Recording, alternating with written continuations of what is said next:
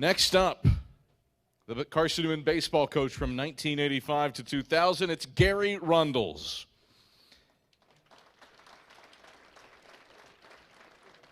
Gary Rundles won 5 conference titles and finished runner-up on 4 occasions in his time here at Carson Newman. He guided the Eagles to a Division II College World Series berth in 1999 en route to earning Conference, Region, and Tennessee Baseball Coaches Association Coach of the Year honors. He also led Carson Newman to the NAIA World Series in 1993 and was named Conference Coach of the Year on 6 separate occasions. He has been inducted into the Tennessee Baseball Coaches Hall of Fame, the Central High School Hall of Fame, the Greater Chattanooga Area Sports Hall of Fame, and the West Alabama Athletic Hall of Fame, and the Tennessee Baseball Coaches Association Hall of Fame. Ladies and gentlemen, please welcome to the stage Gary Rundles.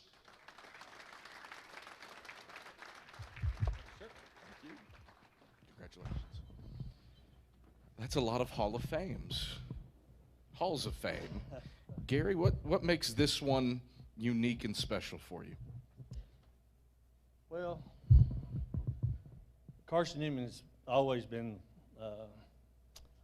part of our family.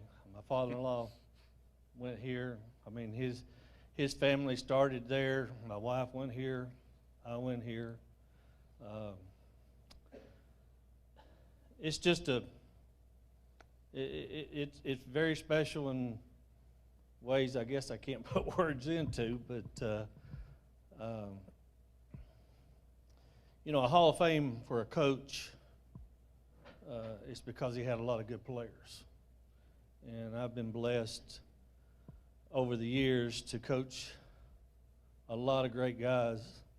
A lot of them are here today, but not only the players, but also the coaches that coached with me, the administration, to give you an opportunity to be successful. But this Hall of Fame, of all the ones that we're fortunate enough to be a member of, is probably the most special one, because Carson Newman has blessed me probably a lot more than I've blessed it. So I think that just, you know, knowing the tradition that I've had from this place, what it gave me, there's nothing that compares to it. I want you to take me back to 1977. You graduated from Carson Newman that May. 2 days later, you get married. Best day of my life. Then you start a job as an assistant football coach at Chat Central. And then August, you were named that program's head baseball coach. That is a wild 3 months. How did that whirlwind help put you in this chair now? Well, I think that, I mean, obviously, you know, every experience adds to it, but really, I have to go back to it. It's not Gary Rundles. It's not what I did. It was the players and the coaches that I was blessed to be with, and so the experience, I guess, you know, is great. You know, like I said, we graduated, I think, on a Friday and got married on Sunday, and you know, our journey started together. And I wouldn't be here today without my wife Joan and the support that she's given me over the years. And you know, so I mean, it prepared me, but at the time I probably didn't really know what it was doing. You say that you're 1,000 wins deep into a career. You took the head coaching job here when you were 32 years old. What advice would you give yourself to a 32-year-old Gary Rundles, knowing what you know now? Oh, that's a good question. First, I'd just say trust your faith. You know, I know that God has a plan for everyone, and He puts you in the place that you're supposed to be. And don't try to do anything except stay in that lane. And work hard. Commit yourself to what you believe in, and don't let the people on the outside enter the world that you have on the inside. You join this body, and it's the same body that's occupied by Bobby Wilson and also your father-in-law, Mac Lambert. What does that mean to you? It's a great honor. I mean, there's no better person than Mac Lambert. He's my father-in-law, but I tell people all the time, you get to choose your wife, but you don't get to choose your in-laws. But had I been picking, I would have picked a man like him. Coach Wilson was a father to us when I played here, and even when I came back to coach with him. I had the opportunity to coach with him for 2 years, and before he retired, and just his leadership and the way he treated people and respected people taught me a lot and let me know what I needed to do as a young coach moving forward. So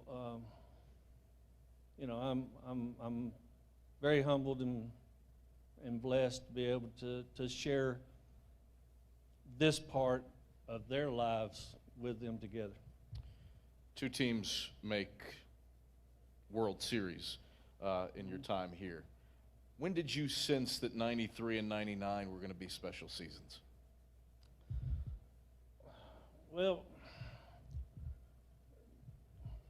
I'll start with the 99 team because it was probably the year before, because we really thought we had a pretty good club. Thought that the talent was there. Didn't go as far as we'd like to have, but we were pretty young. We brought a lot of those guys back. And anytime, and if you've ever coached, you know that if you can bring the nucleus of your club back for another year, and they've had the experience that group had, then there's a very good chance that you could be successful. 93 was a little bit different. We didn't start off very well. We kind of started off slow, but then we hit stride, and I'd say probably mid-season with them, I really thought that we had a chance to do something special, and they did. 99, you've got a win over the #1 Florida Southern under your belt. You've got a 10-5 mopping of the University of Tennessee under your belt. I'll say that again, a 10-5 win over the University of Tennessee. That didn't land like I thought it would in this crowd. Do you have one that sticks out in that stretch? I always think about the game in Gadsden when we were playing for a regional championship to go to the World Series. And the night before, we went all out that night and ordered pizzas and bought pizzas for the guys, for before the game, for the next day. Hungry Howie, we'll never forget it. And I got a phone call about 4 o'clock, I guess, that morning. One of the guys called me and said he was sick. And then it was 2, then it was 4, then it was 6. And I don't know, to be honest with you, how many actually were sick that night from food poisoning from the pizza that we received. But I remember I remember calling Dr. Darby and, we need some help. We gotta have some help here. And he called in a bunch of medicine for our guys, and we started pumping them down. And they were sick. I wasn't sure if they were going to be able to play or not. Just to be honest with you, I wasn't real sure. So we got to the ballpark. Our starting pitcher ended up, I think, going about 7 innings that day. He would go out and pitch, and he'd come into the dugout and get over the garbage can. There's 4 or 5 like that that played, but they weren't going to be denied the opportunity to reach the goal that they had set for themselves. So, I think that game probably sticks in my mind the most, just because of all the things that happened. What was the chain again? Hungry Howie's. It's a good chance to remind everybody that Domino's is the official pizza of the Carson Newman Eagles. Stop by your Jefferson City Domino's with your Carson Newman ID and get $5.99 off your pizza. They won't give you food poisoning. Thanks for the setup there, Gary. You didn't know you were doing that. Who would you like to thank tonight? Oh, gosh. We have so many people that have blessed us over our career. But God first. I've messed up a lot of times in my life, and steered probably in the wrong direction, but He never left me, and I was always able to find my way back. And so I give God the credit for everything that has happened. I want to thank my wife, Joan.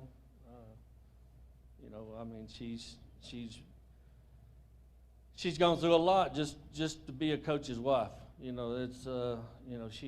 raised our 3 kids probably almost by herself, and did an outstanding job with that. And I thank the rest of my family. Meg and Allie are here tonight, and her husband Wes. Unfortunately, Tim couldn't be here because he's helping Chevron make their money, so offshore. But, Coach Lambert, for what he's meant to me and the influence he's had in my life, my parents, my family, my immediate family. I was raised in a Christian home, and my dad, was a very strong individual. That there was no leadway, and that taught me a lot about life. But it also taught me, when I started coaching, to realize that to get to where you want to be, you can't stray away from the straight line to get there. And so many times I think that kids, I'm still coaching, so I'm still coaching this generation also, and it's a little bit different than,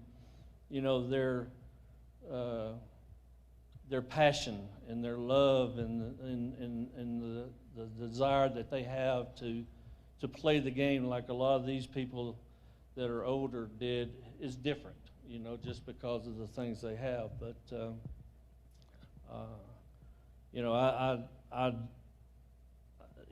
like I said, my family is outside of God is the most important thing to me.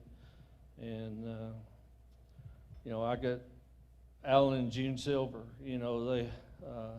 we got to Carson Newman, like I said, I was 32 years old, and I was fortunate enough to be able to coach their son Chad. But Alan and I and June, our family became real close, and it's remained that way since, till today. That's why they're sitting at our table, and I'm honored that they could be here and do that. Dr. Maddox, president at the time, who took a chance on a 32-year-old high school coach you know. Clark Bryan, the guy, he did a lot for us while we were here and getting started out. You know, David Barger, the athletic director, and the just like I said, the support that you get, you know, and you have to be successful. You know, and I want to thank all the players, all the coaches that were coached underneath me, with me. You know, I share this honor with them, you know, and you know, I'll say this and too, and you've got a great coach right now in Tom Griffin, and I'm so thankful for him because what he's done with the program from the time I left to where it is now, and he's done an outstanding job. And you know, when Joan and I left in 2000, it was tough. I mean, it was a tough decision, but we felt like the Lord was leading us to a different place, and we went to Livingston and never looked back. And I guess that's why we've been there 23 years. We were just, you know, we'll be there until God tells us that He needs us somewhere else. So.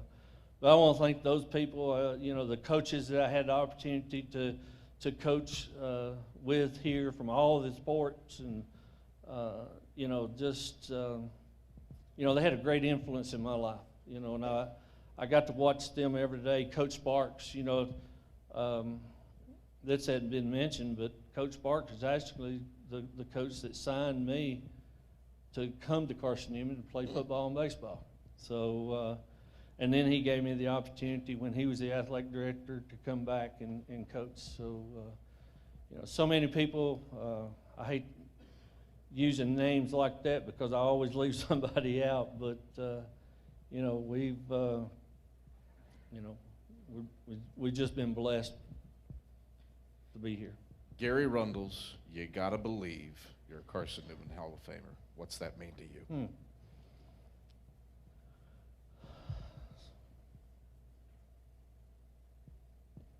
It's very special. It means that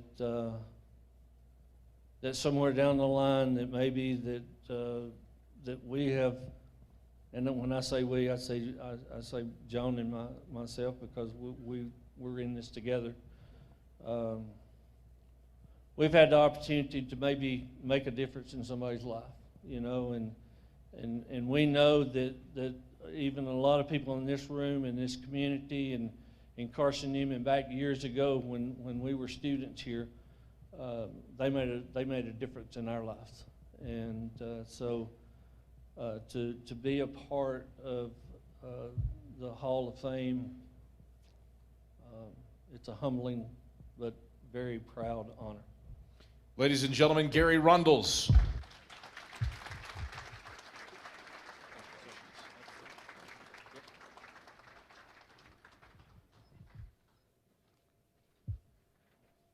We come to our final